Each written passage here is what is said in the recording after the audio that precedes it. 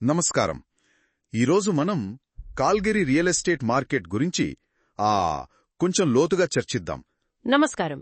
అవును, ముఖ్యంగా మొదటిసారి ఇల్లు కొనేవాళ్లు, తర్వాత ఇతర ప్రాంతాల నుంచొచ్చే పెట్టుబడిదారులు, వీళ్లంతా కాల్గరీ వైపు ఎందుకు చూస్తున్నారు? అదీగాక ఈ ప్రీ కన్స్ట్రక్షన్ ఇళ్ల పాత్ర ఏంటి? దీని గురించి ఒక విశ్లేషణ వచ్చింది మనకి. అందులో ఒక మాట ఆసక్తికరంగా ఉంది. ఏమిటది? సరైన సమయం కోసం ఆగకండి, వ్యూహాత్మకంగా కొనండి అని. అసలు ఏంటి దీని అర్థం? మంచి పాయింట్ అది. ఈ వ్యూహాత్మకంగా కొనండి అనే సలహా ఉంది కదా, ఇది ముఖ్యంగా మొదటిసారి కొనేవాళ్లకి ప్రీ కన్స్ట్రక్షన్ ఇళ్లతో ఎలా కనెక్ట్ అవుతోంది? అంటే ఇప్పుడు బిల్డర్లు నిజంగా మంచి డిస్కౌంట్లు ఏమైనా ఇస్తున్నారా? మార్కెట్ పరిస్థితి ఏంటి? అవును, ఇస్తున్నారు. ఏంటంటే మార్కెట్ ఇప్పుడు కొంచెం స్లోగా ఉంది కదా, అందువల్ల బిల్డర్లు కొనుగోలుదారులను ఆకర్షించడానికి కొన్ని డిస్కౌంట్లు, ప్రోత్సాహకాలు లాంటివి ఇస్తున్నారు. ఓ అలాగా. అయితే ఇక్కడ వ్యూహం అంటే కేవలం ఆ డిస్కౌంట్ తీసుకోవడం మాత్రమే కాదు. ముఖ్యంగా స్వంత ఇంటి కోసం కొనేటప్పుడు రేపు ధర పెరుగుతుందా లేదా అన్నది ఒక్కటే చూడకూడదు. అవును, కనీసం ఒక 5 ఏళ్ల లాంగ్ టర్మ్ గ్రోత్ చూడాలి. ప్రీ కన్స్ట్రక్షన్ ఇల్లు ఇప్పుడు కొనడం ద్వారా అది పూర్తయ్యే టైంకి, అంటే భవిష్యత్తులో దాని విలువ పెరిగే అవకాశం ఉంటుందన్నమాట. అంటే ఇదొక దీర్ఘకాలిక పెట్టుబడి లాంటిది అనుకోవచ్చా? ఖచ్చితంగా. ప్రస్తుత డిస్కౌంట్ వాడుకుంటూనే భవిష్యత్ వృద్ధిని దృష్టిలో పెట్టుకోవడం, అదే వ్యూహం. సరే, అర్థమైంది. మరి వాంకూవర్ లాంటి చాలా కాస్ట్లీ మార్కెట్ల నుంచొచ్చే పెట్టుబడిదారుల సంగతేంటి? వాళ్ల విషయం కూడా ఆసక్తికరమే. వాళ్లకు ఇక్కడ ధరలు తక్కువగా ఉండడం ఒక కారణం అనుకుంటున్నాను. అవును, అది ప్రధాన కారణమే. కాని అంతకు మించి కాల్గరీలో ఇంకేదైనా ప్రత్యేకత ఉందా? ఆ స్థిరత్వం అంటున్నారు కదా, అదెలా ఆకర్షిస్తోంది? ఉంది. ధరల వ్యత్యాసం కంటే ముఖ్యమైనదేంటంటే కాల్గరీ రియల్ ఎస్టేట్ మార్కెట్ కెనడాలోని ఇతర పెద్ద నగరాలతో పోల్చుకుంటే చాలా స్థిరంగా ఉంది. స్టేబుల్గా ఉందంటారు? అవును. అంటే గతంలోలాగా విపరీతమైన హెచ్చుతగ్గులు ఇప్పుడు లేవు. దానికి తోడు కెనడా బయట నుంచే కాదు, ఇతర ప్రావిన్సుల నుంచి కూడా చాలా మంది ఇక్కడికి వలస వస్తున్నారు. దీనివల్ల ఏమవుతోందంటే రెంటల్ మార్కెట్, అంటే అద్దె మార్కెట్ చాలా బలంగా ఉంది.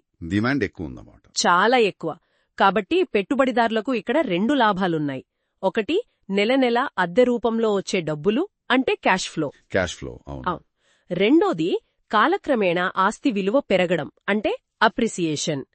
ఈ స్థిరత్వం, బలమైన అద్దె డిమాండ్, ఈ రెండూ కలిసి ఉండటమే అసలు ఆకర్షణ. ఆ రెండూ ఉండటం నిజంగా ప్లస్ పాయింటే. మరి ఈ స్థిరత్వం, ఈ అద్దె డిమాండ్ కొత్తగా వలస వస్తున్న వాళ్ళకు కూడా ప్లస్ అవుతుందేమో కదా? అవును. వాళ్లు ఇక్కడ సెటిల్ అవడానికే.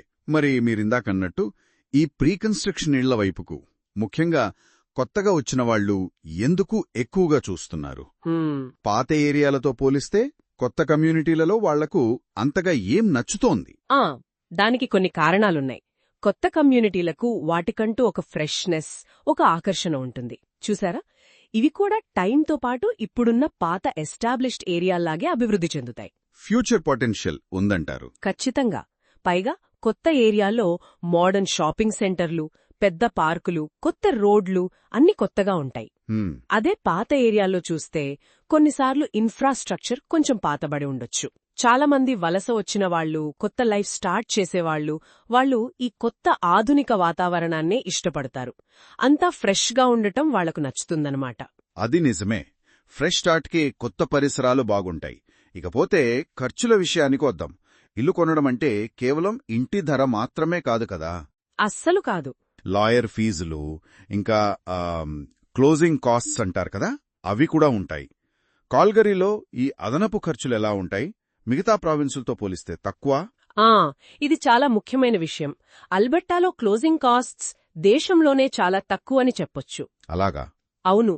సాధారణంగా లాయర్ ఫీజులు, ల్యాండ్ టైటిల్ ట్రాన్స్ఫర్ ఫీజు, ఇవన్నీ కలిపినా సుమారు $2,000 లోపే అవుతుంది. చాలా తక్కువే కదా? అవును. అదే మీరు బ్రిటిష్ కొలంబియా గాని, అంటారియో గాని చూస్తే అక్కడ చాలా ఎక్కువుంటాయి. ఇంకో విషయమేంటంటే కొన్నిసార్లు మీరు నేరుగా బిల్డర్ నుంచే కొంటున్నారనుకోండి, వాళ్లే కొన్ని ఇన్సెంటివ్ ప్యాకేజీలలో భాగంగా ఈ ఖర్చులను కూడా కవర్ చేస్తారు. అప్పుడు మనపై భారం ఇంకా తగ్గుతుంది. అంతే. కాబట్టి ఇంటి ధరతో పాటు ఈ అదనపు ఖర్చులు కూడా తక్కువగా ఉండటమనేది కాల్గరీని ఇంకాస్త అట్రాక్టివ్గా మార్చే అంశం. మొత్తం మీద చూస్తే కొనుగోలు భారం గణనీయంగా తగ్గుతుందన్నమాట. బావుంది. సరే, మరిప్పుడు కాల్గరీలో గ్రోత్కి స్కోప్ ఉన్న ఏరియాలేవి? వ్యూహాత్మకంగా కొనాలనుకునే వాళ్లకుగాని లేదా ఇన్వెస్ట్ చేయాలనుకునే వాళ్లకుగాని ఏ కొత్త కమ్యూనిటీలను మీరు సజెస్ట్ చేస్తారు? ప్రస్తుతం చాలా కొత్త కమ్యూనిటీలు బాగా డెవలప్ అవుతున్నాయి, మంచి గ్రోత్ పొటెన్షియల్ చూపిస్తున్నాయి. ఉదాహరణకి చెప్పాలంటే నార్త్ వెస్ట్లో ఆంబుల్టన్, సేజ్ హిల్ లాంటివి, నార్త్ ఈస్ట్లో కార్నర్ స్టోన్, సౌత్ ఈస్ట్లో రేంజ్ వ్యూ, తర్వాత సౌత్ వెస్ట్లో బెల్మాంట్, ఇవన్నీ చెప్పుకోదగ్గవే. చాలా పేర్లు చెప్పారు. అవును, వీటన్నిటికీ కొత్త ఇన్ఫ్రాస్ట్రక్చర్ వస్తోంది. డౌన్ టౌన్కి, మెయిన్ హైవేస్కి కూడా మంచి యాక్సెస్ ఉంది. సో లాంగ్ టర్మ్లో ఇవి మంచి పెట్టుబడులయ్యే అవకాశముంది. అర్థమైంది. అంటే ఈరోజు మనం మాట్లాడుకున్న దాన్ని బట్టి చూస్తే కాల్గరీ మార్కెట్ నిజంగా చాలా ఆసక్తికరంగా ఉంది. అవును.